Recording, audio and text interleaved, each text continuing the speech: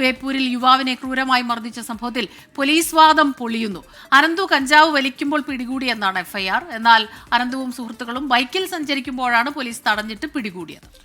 യുവാക്കളെ പിടികൂടുന്നതിന്റെ CCTV ദൃശ്യങ്ങൾ 24-ന് ലഭിച്ചിട്ടുണ്ട്. സമീർ സി മുഹമ്മദ് കോഴിക്കോട്ട് നിന്ന് വിവരങ്ങളുമായി ചേരുകയാണ്. സമീർ, നേരത്തെ ഈ ദൃശ്യങ്ങളടക്കം നമ്മൾ കണ്ടതാണ്.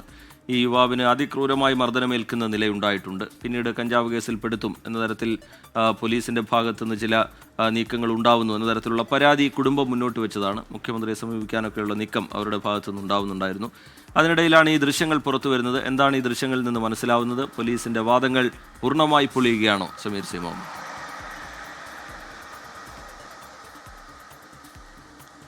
Good morning Smitha, Rijith. തീർച്ചയായും പോലീസിന്റെ വാദങ്ങൾ പൊളിയുകയാണ്. അനന്തുവിനെയും സുഹൃത്തുക്കളെയും കഞ്ചാവുമായാണ് പിടികൂടിയത്. ഈ 3 പേർ കഞ്ചാവ് ഉപയോഗിക്കുന്നത് കണ്ടു. ആ വേളയിലാണ് തങ്ങൾ പിടികൂടിയത് എന്നായിരുന്നു ഇതുമായി ബന്ധപ്പെട്ട് പോലീസ് പറഞ്ഞിരുന്നത്. എന്നാൽ അങ്ങനെയല്ല.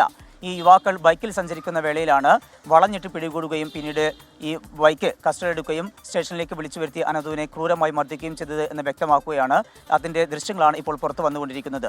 കഴിഞ്ഞ ദിവസമാണ് ഈ സംഭവം ഉണ്ടായത്. ബേപ്പൂർ ഹാർബറിന് സമീപത്ത് വെച്ചായിരുന്നു അനന്തുവും സുഹൃത്തുക്കളും ബൈക്കിൽ സഞ്ചരിച്ചത്. 3 പേരാണ് ബൈക്കിൽ ഉണ്ടായിരുന്നത്. അതുമായി ബന്ധപ്പെട്ട് ബൈക്ക് കസ്റ്റഡി എടുക്കുന്നു. പിന്നീട് സ്റ്റേഷനിലേക്ക് വിളിച്ചു വരുത്തുകയും ചെയ്തു. അതിന് പിറകെയാണ് അതിക്രൂരമായിട്ടുള്ള മർദ്ദനം അനന്തുവിന് നേരെ ഉണ്ടായത്. യുവാവിൻ്റെ പുറത്തും അതുപോലെ കൈക്കും മാത്രമല്ല മൂക്കിൻ്റെ പാലത്തിന് പോലും ഗുരുതരമായി പരിക്കേറ്റിട്ടുണ്ട്. ഒരു പട്ടിക ഉപയോഗിച്ച് SIയും 4 പോലീസ് ഉദ്യോഗസ്ഥരും ക്രൂരമായി മർദ്ദിച്ചു എന്നാണ് അനന്തുവിൻ്റെ മൊഴി. അതിൻ്റെ അടിസ്ഥാനത്തിലാണ് പിന്നീട് കുടുംബം മുഖ്യമന്ത്രിക്കും അതുപോലെ തന്നെ DGPക്കും മനുഷ്യാവകാശ കമ്മീഷനും പരാതി നൽകി. ആ പരാതിയുടെ അടിസ്ഥാനത്തിൽ പ്രൊബേഷൻ SI ആയിട്ടുള്ള ധനീഷിനെ പിന്നീട് ജില്ലാ പോലീസ് ആസ്ഥാനത്തേക്ക് സ്ഥലം മാറ്റിയിരുന്നു. മറ്റ് 3 പേർക്കെതിരെ ഇതുവരെ നടപടി സ്വീകരിച്ചിട്ടുമില്ല. ഈ സംഭവവുമായി ബന്ധപ്പെട്ടായിരുന്നു പോലീസ് ഇത്തരമൊരു വാദം ഉന്നയിച്ചിരുന്നത്. കഞ്ചാവ് ആണ് സംഭവത്തിൻ്റെ പശ്ചാത്തലം എന്നായിരുന്നു അവരുടെ വാദം. പക്ഷേ അങ്ങനെയല്ല എന്നുള്ള കാര്യങ്ങളാണ് ഇപ്പോൾ ഈ ദൃശ്യങ്ങളിലൂടെ പുറത്തു വരുന്നത്. വിഷയത്തിൽ കൂടുതൽ നടപടികൾ ആവശ്യപ്പെട്ടുകൊണ്ട് കുടുംബം വീണ്ടും നിയമ നടപടിക്ക് ഒരുങ്ങുകയാണ്. മാത്രമല്ല ഇപ്പോഴും ഈ യുവാവ് കോഴിക്കോട് മെഡിക്കൽ കോളേജിൽ അത്യാഹിത വിഭാഗത്തിൽ ചികിത്സയിൽ തുടരുകയാണ്. മൂക്കിന് സർജറി വേണ്ടിവരും എന്നുള്ള വിവരങ്ങൾ കൂടി ലഭ്യമാകുന്നുണ്ട്. മാത്രമല്ല ഇടത്തെ കൈയിന് ക്രൂരമായിട്ടുള്ള മർദ്ദനമേറ്റതിൻ്റെ പശ്ചാത്തലത്തിൽ ഇളക്കാൻ പോലും കഴിയാത്ത വിധത്തിൽ അത്തരത്തിലുള്ള വലിയ ഒരു ആരോഗ്യ പ്രശ്നങ്ങൾ ഈ യുവാവ് നേരിടുന്നുമുണ്ട്. ഇത്തരമൊരു സാഹചര്യത്തിലാണ് ഇപ്പോൾ ദൃശ്യങ്ങൾ കൂടി പുറത്തു വരുന്നത്. റിജിത്ത്, സ്മിത.